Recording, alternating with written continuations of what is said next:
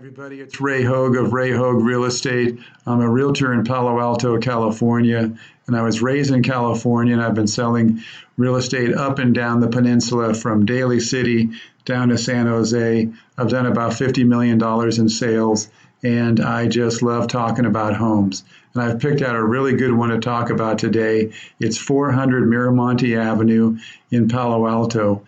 Let's go ahead and jump into this one and take a look at it right away. But before I say that, before I go into that, please let me say, if you do like this video, please hit the like button. Please share with your friends and family. Please spread the word. Thanks so much.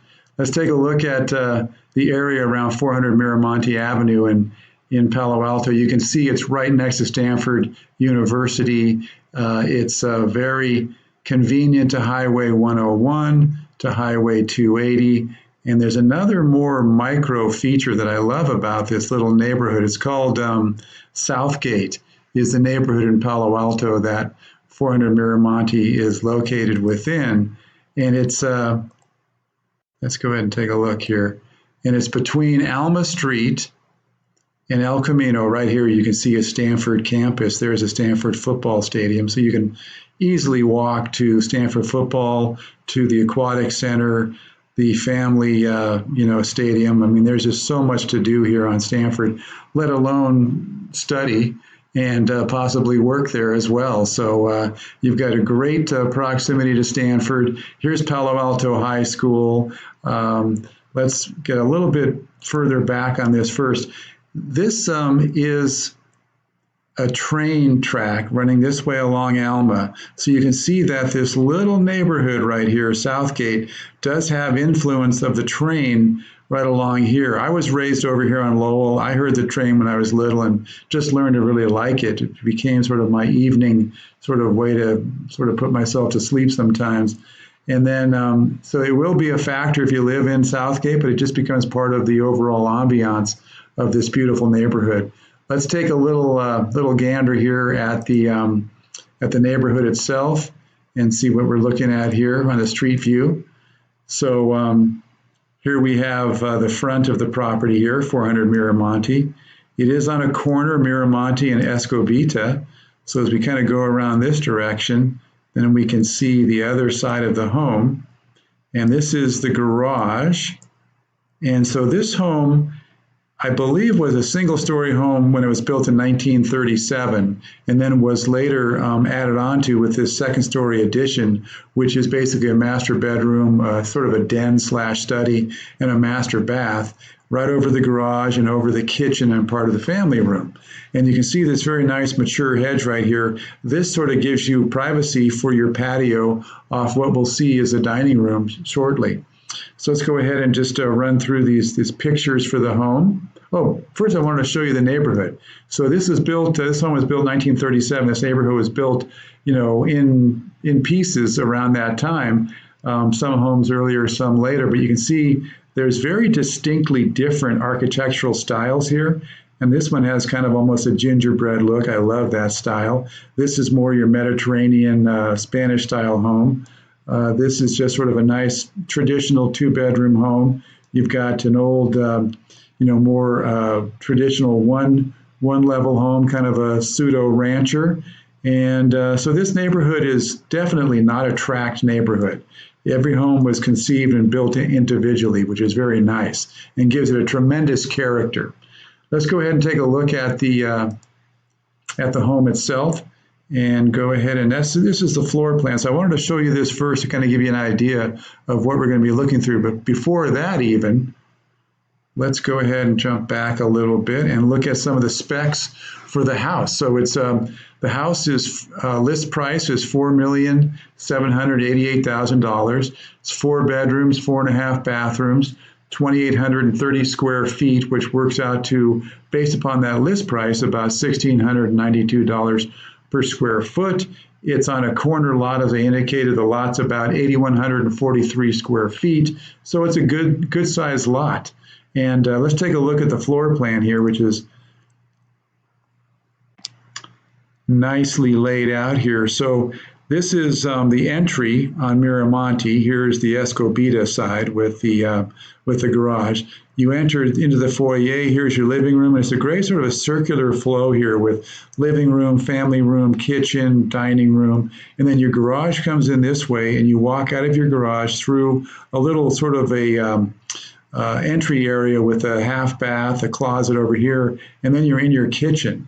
So it's that's a typical way to run a garage into a home, which is very standard and makes all the sense in the world. It's kind of a mudroom area right here.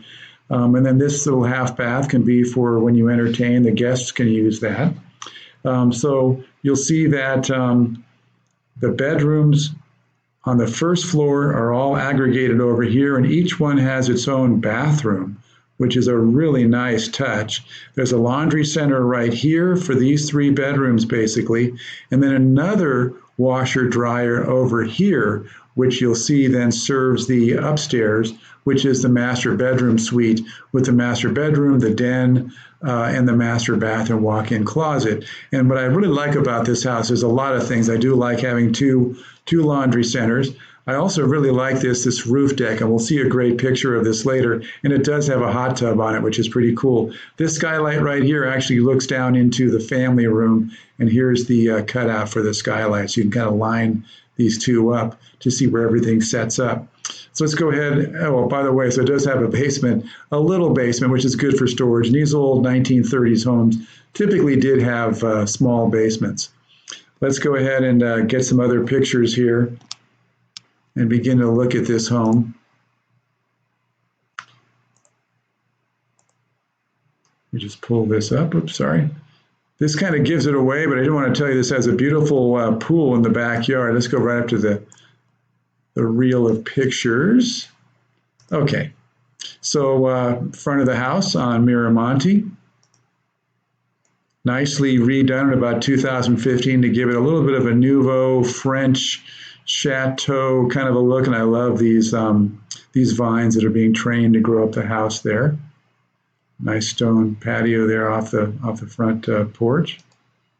And then this is the living room, very, very nicely done, hardwood floors.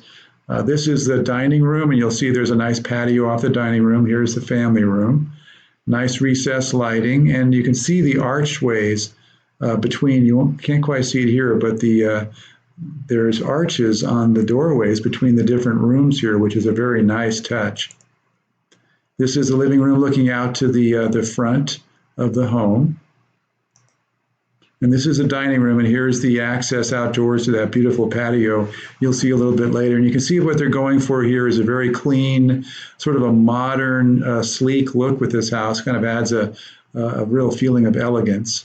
Nice touch here is they have a wood floor register for their furnace. And then this is the dining room looking back out to the kitchen. Pardon me, let's back up there, back out to the living room. The kitchen is in this direction, sorry. Okay, so here's the family room. Just beyond this wall is a dining room, and here's the kitchen. So this little touch of sheet metal here, I think it's stainless steel, is kind of a nice little modernistic touch and gives it a sleek feel, which is kind of nice. Here we are looking directly at it, looking off into the kitchen, and here's the living room over here behind this wall. And through this kind of doorway area back here is the dining room. So here's the kitchen again. We have a beautiful gas cooktop, double ovens, a sink right here facing the family room. Nice eat-in kitchen so people in the family room can come up and do homework or have some nibbles here on the counter. And then here's the kitchen looking out to the family room. This gives you a better look at the double ovens and the cooktop, and also a little prep sink here on the island. And then here's one of the downstairs bedrooms, nice big wood floors, great access, French doors out to the swimming pool area. And here's the roof deck. These pictures are kind of out of sequence, but let's go ahead and jump upstairs right now. So here's your hot tub on the roof deck, and just a really nice, private place to go and either go there during the day to get some sunlight or go there at night to catch the stars. And here's the skylight looking down into the family room. Okay, here's the little office that is just next to the upstairs master bedroom. And then you go up these stairs into the master bedroom proper from this little office. And here's the master bath. These are heated towel racks, 2 sinks, which is nice. And then a nice big master bath with plenty of options for getting wet in your shower, and a nice little convenient bench right there. And then over here is your walk-in closet. Nicely organized, lots of options with cubbies, drawers, and places to hang things. And then this is one of the downstairs bedrooms with lots of built-ins. You can see, very handy. This is a desk right here that's been built in. Beautiful downstairs bathroom off one of the bedrooms there. They're all en suite. They all have their own bathrooms. And this is the smallest of the 3 bedrooms downstairs, about 10 feet by 10 feet. So they've put in this kind of cozy single bed.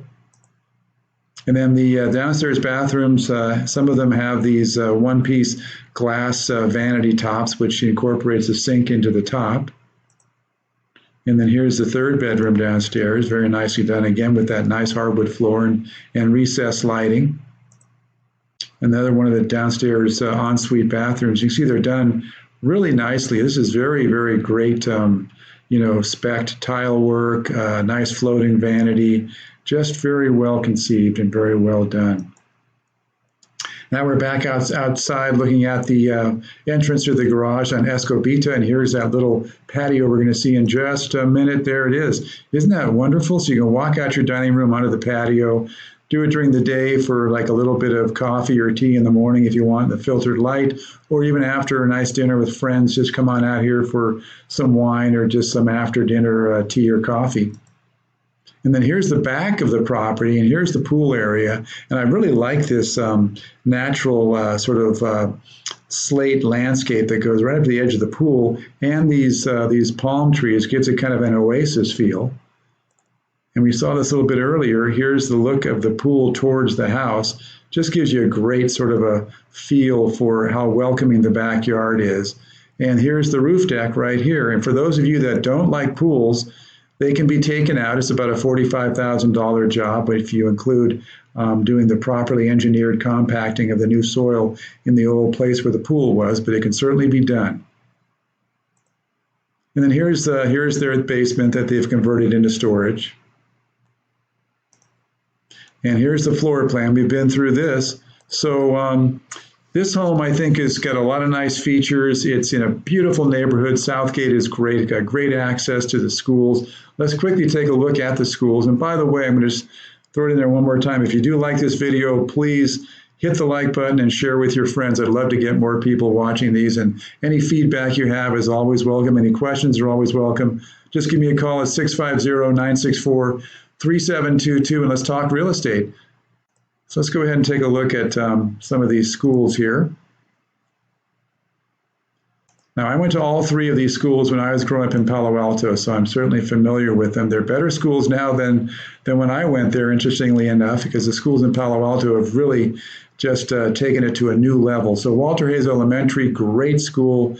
David Starr Jordan Middle is now called Green Middle School, and Palo Alto High School. And Palo Alto High School is right next to Southgate, so very easy to walk to. Walter Hayes about 0.8 of a mile, and then David Starr Jordan, now Green Middle School, is 1 mile away. So you've got fabulous Palo Alto schools, you've got fabulous location in a really sweet little neighborhood right next to Stanford, right next to Palo Alto High School. You can walk to California Avenue to get to the restaurants and coffee shops and so on.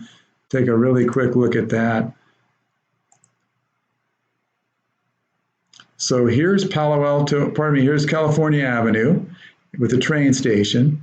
And here's Miramonte, 400 Miramonte, and here's University Avenue downtown. So you've got great walkability to 2 wonderful downtowns. So I just think 400 Miramonte is a home with a lot of really wonderful qualities, great neighborhood, great schools, great city. So I hope you like this discussion. And again, any questions, give me a call at 650-964-3722. Hit the like button, please, if you do like this. And look forward to the next one. All right, take care, everybody. Bye-bye.